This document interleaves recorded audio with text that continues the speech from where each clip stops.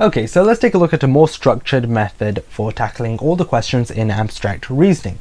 So number one, take a look at the simplest box in set A. So let's say this was the most simplest box. Now we've identified the most simplest box. Now obviously the most simplest box is the one with the least amount of stuff going on. So you don't want too many distractors, you want the most minimum within that box.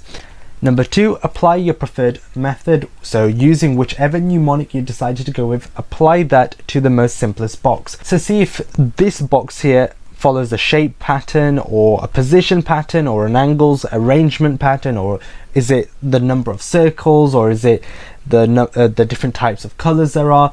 So go through each one, and obviously going through each one seems like a long process, but in all honesty it isn't, because sometimes you might miss out a few because you know it most likely won't be that pattern. Number three, identify the category it falls in. Number four, using that pattern in your mind, apply quickly to the other boxes in the set. So you want to see whether it applies to this box, does it apply to this box, and does it apply to this box.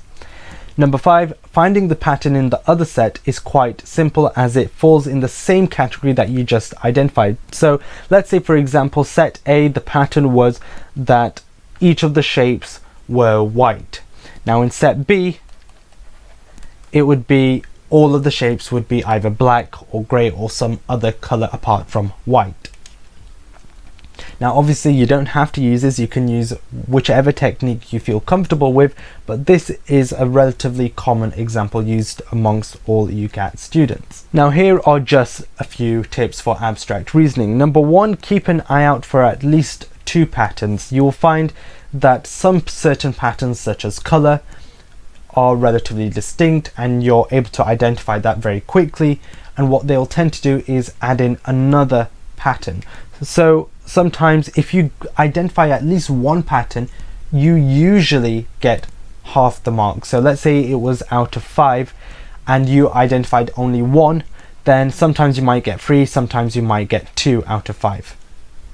Now what I mean by calibrating your eyes is sometimes looking at the screen very closely for too long can add strain onto your eyes, and sometimes you might be blind to other things that are going on within the set. So by calibrating, I literally mean by changing your perspective, moving out, moving in, adjusting your position of your view.